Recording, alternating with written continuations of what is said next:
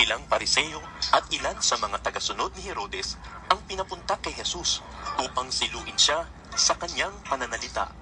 Kaya lumapit sila sa kanya at sinabi, Guro, nalalaman po namin kayo'y tapat at walang kinikilingan. Pantay-pantay ang pagtingin ninyo sa lahat ng tao at itinuturo ninyo ang tunay na kalooban ng Diyos para sa tao.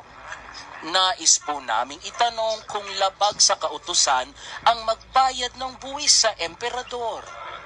Dapat po ba kaming magbayad ng buwis o hindi? alam ni Jesus na sila'y nagkukunwari lamang, kaya sinabi niya sa kanila, Bakit ba ninyo ako sinusubok? Bigyan ninyo ako ng isang salaping pilak. At siya nga ay binigyan nila ng salaping pilak.